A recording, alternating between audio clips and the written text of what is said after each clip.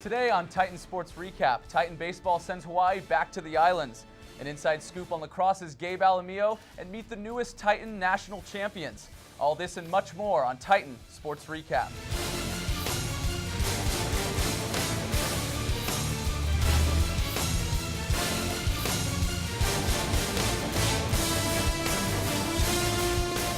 Hello and welcome back to Titan Sports Recap, bringing you the best video coverage of Cal State Fullerton athletics. I'm Joey Finiguera, and alongside me is Andy Waller. Yep, we're excited to be here. Titan baseball has been on a bumpy road lately, with their head coach Rick Vanderhook on paid administrative leave. If that's not bad enough, the Titans are on a 6-game losing streak until they snapped it to turn into a 2-game winning streak against Hawaii. For Game 3 of the series, own reporter Tucker Tashin has more.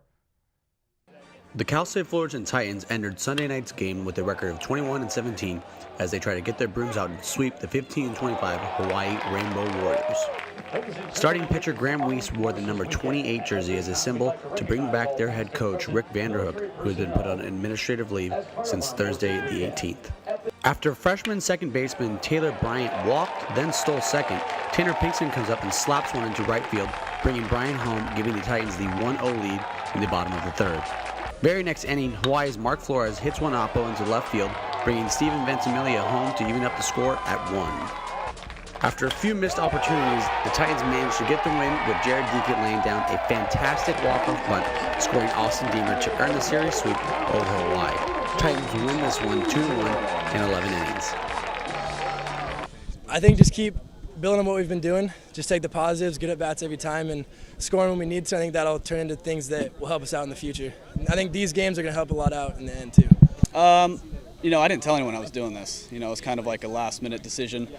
Vibe's been good. We've had to have some guys step up in leadership roles that they normally wouldn't do. Our coaching staff is doing an unbelievable job of picking up the slack, and the vibe is good. Obviously, I think 99% of us want our coach back. So.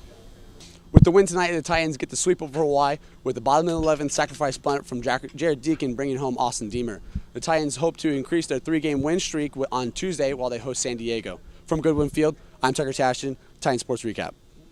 Thanks, Tucker. So Titan baseball, they finally get a win, a much-needed sweep of Hawaii. Coach Vanderhook is probably excited about that. Yeah, no Good doubt. stuff. No doubt, especially considering they're getting ready to play 2 midweek games and then take on their rivals. Good stuff. Titan softball had a disappointing series up north against the Cal Poly Mustangs this past weekend. The doubleheader on Saturday was a tough one for the Titans, getting shut out 6-0 in the first game, and Monique Wesley stranded 10 runners, but it wasn't enough as the Titans lost 2-1. The Mustangs and the Titans squared off in the final game of the series on Sunday, and Wesley bounced back with a complete game and only allowing 3 earned runs. After being eliminated from last year's national championships early, Fullerton's roller hockey team came back as undefeated champions. Reporter Kelsey Tyne got to talk to them about their championship season. Thanks, guys. In just their second year together, our roller hockey team went 27-0, and they are the national champions. I got a chance to catch up with them and talk about their victory. What made you want to bring club hockey to Fullerton? I've been playing roller hockey for like 15 plus years now. So I have a really big passion for the sport. And a lot that I've seen for you guys, like read, watched, you guys talk about your coach a lot. What has he done to help you guys really get to the top? I think we were the only team that played his structure, and everyone respects him and listens to what he says, and everyone's bought into what he's taught us. And I think him implementing a system for us to follow, to really use our skill set and buy in our roles has just helped all of us overall, and especially just be one team working towards one goal.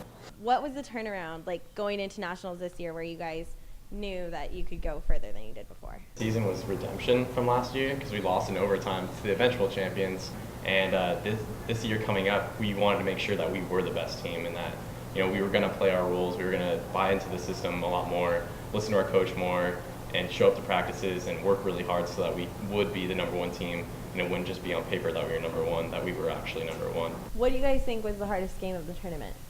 Missouri State. Yeah. It's definitely Missouri State. The first couple of periods, it was pretty scary. It was back and forth, goal. And until the last period, like Slippery Rock, we kind of broke away a little bit, and we ended up squeezing out a 4-2 win. Those kids were fast, and that was I thought it was either us or them. Virginia Tech. What was going through your guys' head? We weren't going to lose that game. I'll be honest. What was it like when the final buzzer went off and you guys were? Relief. It was relief. I was so tired, too tired to be excited almost, but It was surreal. yeah. Man, It's such a good it's feeling. couple This days. is the cup from the. Yeah, this is our regional cup. So we're waiting for the other one to come in. We're waiting for our national. The Big Daddy Cup. It's so big they had to strip it. We enjoyed it in the locker room and whatnot. We enjoyed it enough. And we'll have it soon. Yeah, those are our individual plaques for nationals. And then right here, our coach, he actually is co-owner of Revision Hockey, which is a big wheel maker.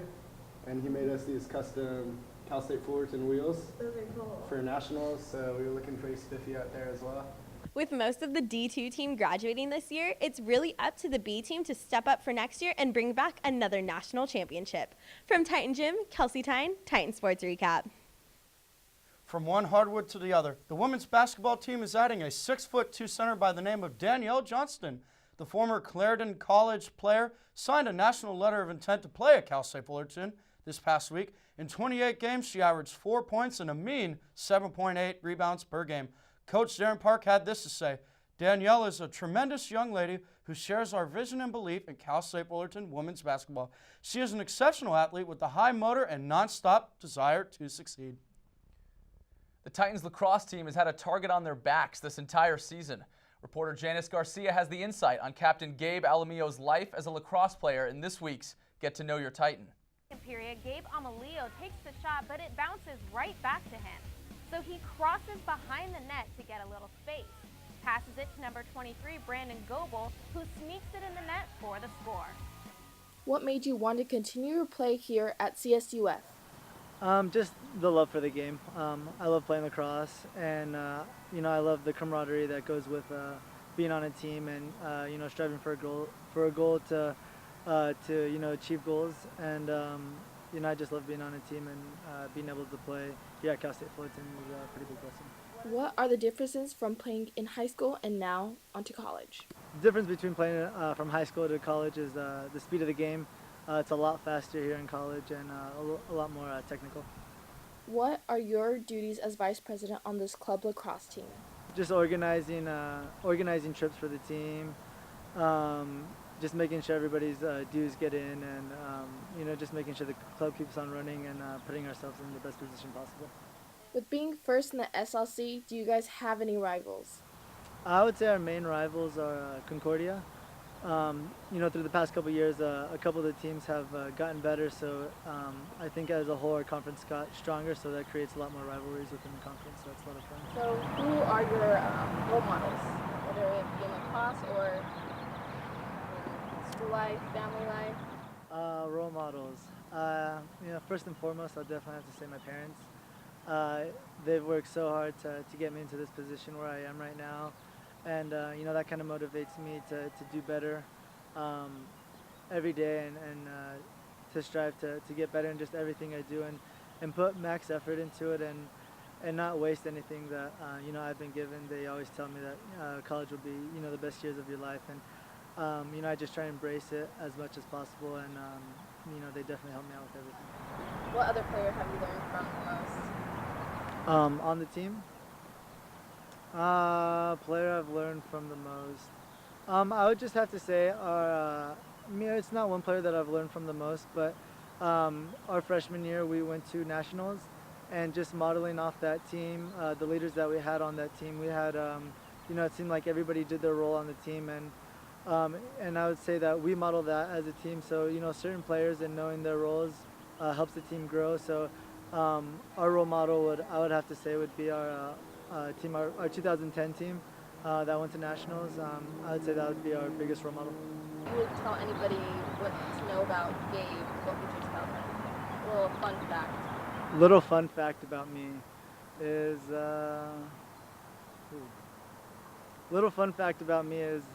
I am good at everything and great at nothing. I like to venture off and try new things. But my attention span only lasts for so long, and I like to try other things as well after that. Here's your Titan timeline highlighting the biggest games in the next 2 weeks. Titan baseball hopes to improve their 15-5 record at home against San Diego and Fresno State from April 29th to the 30th. From May 2nd to May 4th, the team then travels to Long Beach to face off against their rivals, the Dirtbags. After a difficult trip up north, Titans softball travels back to Anderson Family Field on Thursday, May 1st at 6 p.m. to face Santa Clara and host a 3-game series against the Aggies of UC Davis starting on Saturday, May 3rd, concluding on Sunday, May 4th. And remember all of your social media outlets. You can catch our entire video highlight library on our YouTube channel. Go to youtube.com/TitanSportsRecap or follow us on Twitter. Our handle is CSUF Sports Recap. Find us on Facebook for updates on all Fullerton athletics, and check us out on Instagram for behind-the-scenes photos. Follow us at Titan Sports Recap. And that's going to do it for this episode of TSR. We'll see you next week for more sports coverage. Thanks again for joining us. Alongside Andy Waller and the entire Titan Sports Recap crew, I'm Joey Finiguera. Have a great night.